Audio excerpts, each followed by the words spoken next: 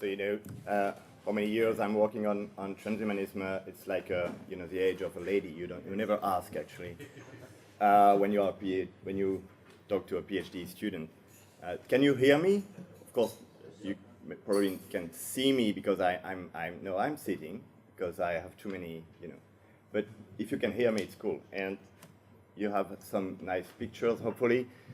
So let's. First of all, thanks for offering me the opportunity to share some of my views and observations on the transhumanist movement. And somehow my presentation aims at taking the title of this session at face value. The title of the session is "The Future is Now," and I will try to explain why the future of transhumanism is now. It's not, for me, it's not primarily a matter of future. It's more about how can we deal now with some clues about what the future may be. And yes, it's fascinating, and yes, it may be dangerous. So this is a roadmap. Basically, I will just explain you where I come from in terms of the expectations of my colleagues and supervisors. What I learned and how I tend to contribute modestly to the transhumanist movement, and at the end of the day, try to suggest some materials for discussion. And it doesn't mean we have to agree on every point I might raise, but I really hope you will find them somehow interesting, and we can discuss afterwards. So, where do I come from? So, for those who don't know me, I'm currently finishing my dissertation at University of Lausanne and University of Paris Sorbonne, and I'm also a member of technoprog. So, I'm used to define myself as an embedded researcher. Journalists in Iraq, getting close to what's going on. And my work is somehow at the nexus of philosophy, environmental humanities, and social studies of science, also known as STS.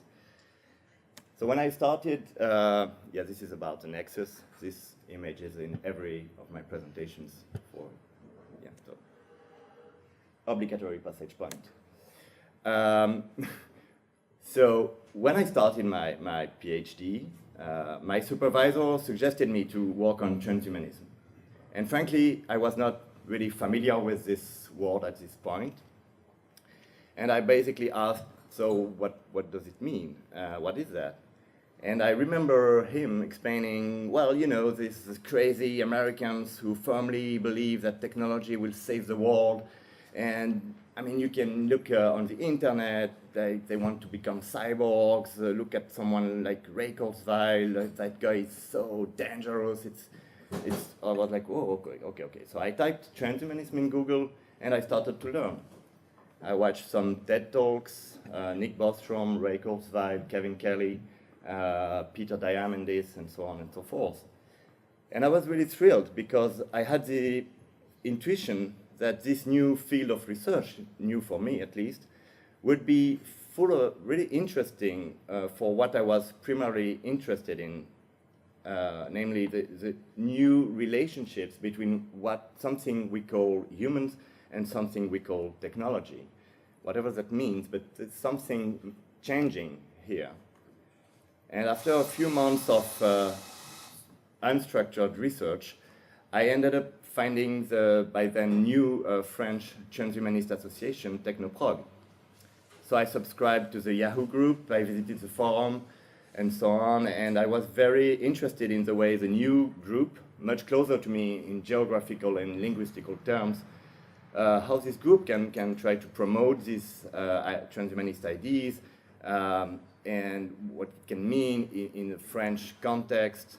I was kind of expecting a comparative study between, on the one hand, libertarian transhumanists, the US crazy guys my supervisor was thinking of, and on the other hand, a more moderate transhumanism, or European-like And I mean, nevertheless, the relationships with some of my colleagues have become quickly complicated. I was sort of like, you know, getting closer to the enemy. I mean, I'm a bit overstating the point here, but so that you get the idea. And I'm not that much overstating, frankly. The first speaker of this meeting, Anders Sandberg, stated that his organization, FHI, is not a transhumanist organization. And we all know that many people in the transhumanist movement, and maybe in this room, are not fully convinced. And we all know it's okay. There's no problem with that. But on the other hand, I mean, you have to understand where I come from. In academic conferences or seminars I can attend in Switzerland or in France or even in Belgium, transhumanism is massively depicted as something very dangerous, utterly naive, ideologically blinded, or irresponsibly tinkering with human nature, you name it, and you can make multiple choices. And it's sometimes depicted as a sect, or has even been compared with Islamist terrorism. For sure, I mean, it's insane, but you have to know that this man, Jacques Testard, is a very prominent French scientist, very involved in public debates around biotechnology especially, and GMOs and so on. So this is basically the landscape or the background. And in terms of methodology, this is black, it's okay. My comfortable distant, classical distant observation has become quickly complicated. Because after a few email exchanges with Marc, I realized that I had to become a full member of the French association if I really wanted to do some interesting research. And I remember knocking my supervisor's door and say, hey, I have some good news. I mean, I have to become a member, if you agree, because I had to ask. And surprisingly, he accepted. And I could then talk more with French transhumanists, and then I traveled a little bit. I met some other people, especially at the Global Future 2045 conference. I mean, he's doing pretty well, the guy on the right, a few years ago. And, Natasha, Max Moore, and so on and so forth. So what did I learn? What did I learn getting along with you folks? First of all, I like to put my problem in a nutshell. This is what you get if you type transhumanism on Google Images. And this is what I find on the field, like doing field work. And I like to show these two slides in academic conferences, because suddenly, I mean, I don't know what they expect when they see on the program, a presentation on transhumanism, but suddenly they are looking into a mirror, basically. And some of you have already seen this picture I made in Lausanne a few years ago. And this young woman, I don't know her, I don't know her name. She was actually writing the Wikipedia definition of transhumanism on a wall, in public space. So you can imagine how surprised I was, and so I stopped and I had to reassure her that no, I'm not a policeman, and yes, sure, I mean, you are definitely right to draw whatever you like on walls, but why is this definition? And she told me that she recently came across this word in her readings, and it was totally new for her. So she realized that it may be interesting for other people if she could share her findings. That's what she was just, at noon in a very crowded space. And this encounter made me think again about the definition of transhumanism. As you can read here, it's meant as a cultural and intellectual movement. And I ended up deciding to stick with a very narrow definition of transhumanism, a definition which is stressing the final ism, as a movement, as a core of values and ideas, which is not stabilized, but the interesting thing is why it's not stabilized and how it's moving. And this is first, maybe the more important thing I've learned getting along with transhumanists, because except maybe Anders or James accepted, there's no chance that I can read your names in the literature I'm reading and I'm supposed to contribute to, which is, you know, social sciences, humanity, philosophy. It may be sad, but it's true. And so I started to think about it, I mean, what is this movement of ideas actually doing? What are the practices? And for me, transhumanism is first and foremost a movement of ideas carried by activists, like people who don't necessarily have a scientific or engineering background. For sure, all of you are very curious towards science and technology, and I'm not saying that you don't know anything about many topics, quite the opposite. And you're crafting a real strong expertise. But this expertise is an expertise of somehow a public, you know, public of things that are doing somewhere else, like at Google or, you know, Human Brain Project in Lausanne/Geneva and so on and so forth. And it goes back somehow to Paul Jorion's question the first day: why do all this advocating and promotion of transhumanism if the battle is already over? If, you know, Google will deliver the results? If this was a question, I think we could talk again. I understand. I mean, it's not sure. We cannot be sure that Google will deliver immortality. We cannot be sure that Henry Macram in Lausanne will finally provide a full map of the brain. And so the question raised by the French Transhumanist Association recently was, okay, so we are dealing with technological promises, and how can we make sure that things are, you know, going the right way? So maybe these promises with a schedule, like in 5 years we will do that and that, maybe it can be monitored. And you can say, okay, you say that in 2017, so let's wait for your 5 years plan and see what happens. And I think it's interesting because frequently if you depict transhumanists as naive, and exactly what I find when I talk with you is that it's exactly the opposite. It's not about naivety. It's about you know, making sense and mapping the landscape. And I really like this quote by Mark. It was in a public conference on video, and I think it kind of summarizes what I'm trying to say right now. You know, transhumanism as a particular interpretation of bits of information, a reading of current situation and current trends, anticipating future radical changes.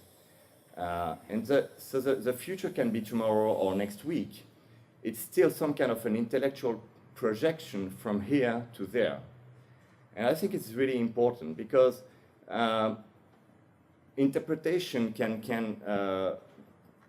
be and have to be plural.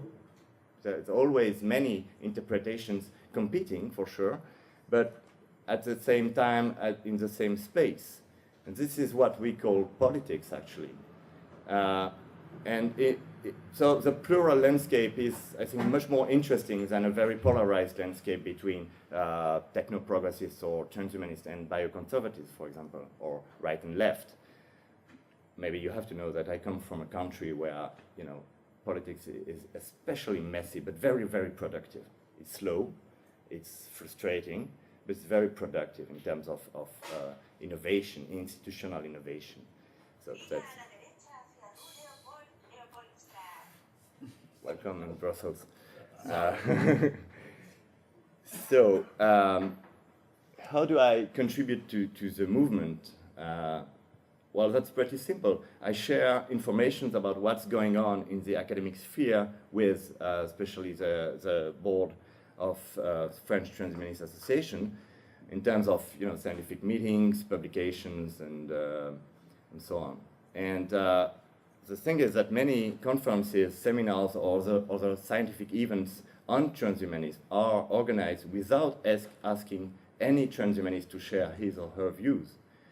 And I happen to organize myself some of these meetings or to give some media interviews, and I always ask, did you ask any transhumanist for the sake of I don't know, objectivity or just curiosity?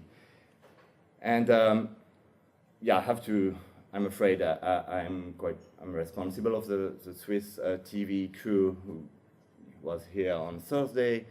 And it was exactly the case. She asked me to make an interview about transhumanism, and I said, well, but you should maybe travel to Brussels and meet these transhumanists, and then we can talk.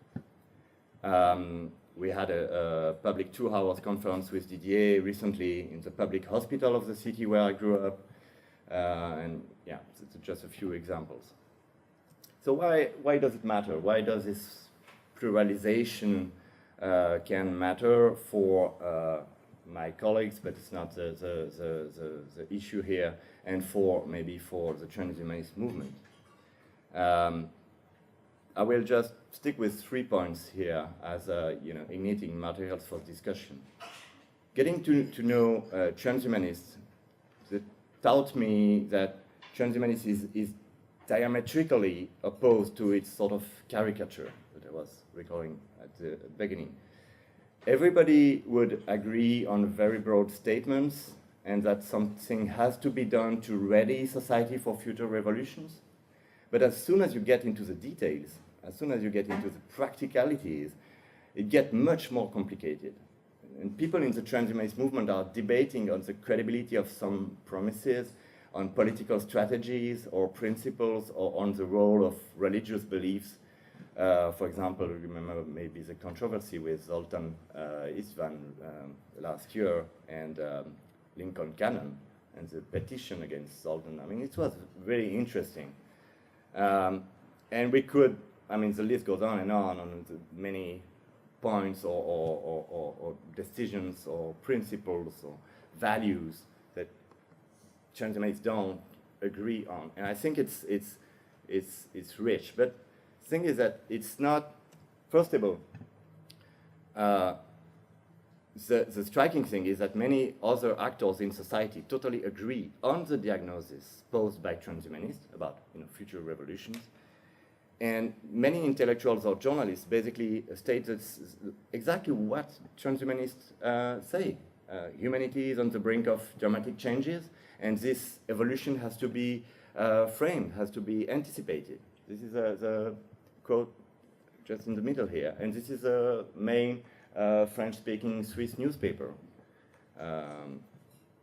And so I frequently actually feel outplaced when I listen to some critiques or read some critiques of transhumanism, because many critiques are based on the same reading of current and future technological progress and of the expected outcomes, and some of the suggested, or maybe many of the suggested solutions, like what we can do now, can be very close to transhumanist solutions. So I'm not arguing that everybody should suddenly become best friend forever. I rather think that there is a competition on who is able to come up with visions of a desirable future, even if these visions can be shared. But there is a matter of who owns this vision and who will be the one who will come up with these visions. So there is a competition among the movement, but there is also a competition between the movement and others. But I think as long as this competition stays strongly polarized, nothing can happen. Things won't dramatically change. So, I mean, think about, I think, José, you showed like the topics in the program of TransVision like 10 years ago, it's very close to what we are dealing with, like this in this conference or these days in the transhumanist movement. For sure, I mean, artificial intelligence was not that important at this time, but the topics about enhancement, regulations, and so on and so forth, it didn't, as far as I know, it didn't change very much. So this is one thing that might be disentangled somehow, and the other thing is the relationship between, you know, actual projects led by Google, for example, and the transhumanist movement. In a way, I understand that it's important for activists to say, okay, whatever you think of what we are saying, look at what's going on in the real world. But doing that, it's kind of giving Google the power to define the desirable future. And kind of, I don't know if you can see the point I'm trying to make, but the thing is that it's striking how many topics discussed within the transhumanist movement are not kept among the transhumanist movement for a while, just to see, okay, what can we do with that? Whether the trends will be confirmed or not, it's a matter of ideas and values and visions maybe, or emotions that we were talking about yesterday. So, I mean, just open questions, but technology is not magic. It's embedded in many contexts and visions and historical and cultural contexts and so on and so forth. So I wanted to go back to this text that you all know for sure. And for a long time I was wondering, how is it possible that so many different transhumanists can agree basically on this text? And maybe it's because the most conflictual, the most problematic, potentially, aspects stay very general. I mean, the devil is in the details. David Pierce said in the first session on Thursday, he said transhumanist politics is a mess. And I think he's right, because politics is always messy, and it has to be. Because it's in this mess that new ideas and new solutions and compromise and new trade-offs can emerge, not magically, but created by different actors. So I totally agree that global questions need global thinking. I mean, it's for sure.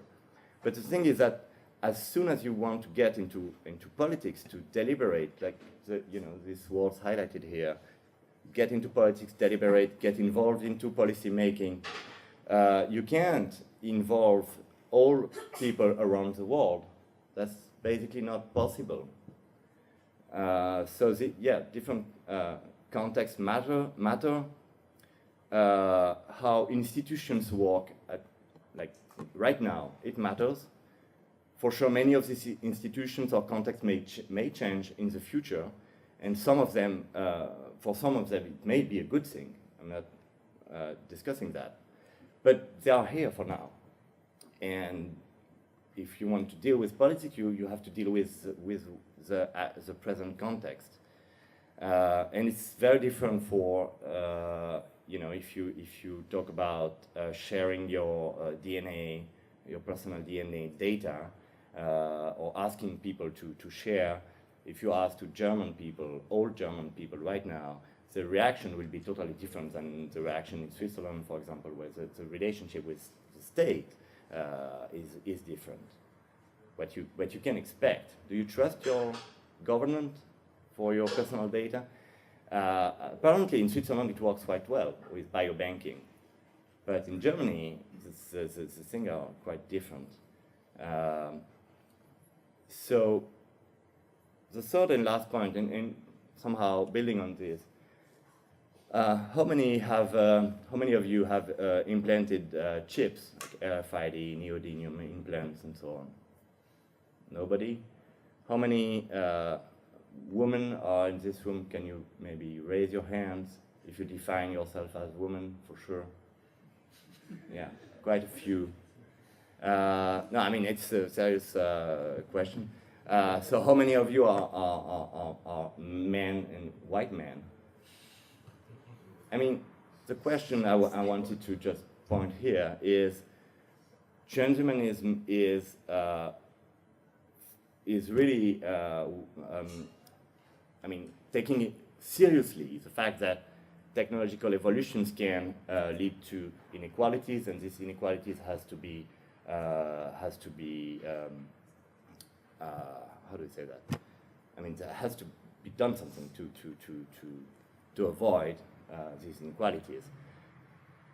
The question I would like to ask as a matter of conclusion is, what if the transhumanist movement is actually already kind of unequal, and why, or to put it otherwise, how do transhumanists guarantee the equality of access to transhumanism as a movement of ideas right now, not in the future as a matter of, you know, getting access to longevity and so on. Yeah, this is it. It's 26 minutes. And so thanks for your attention and your patience, and I'm looking forward for the discussion.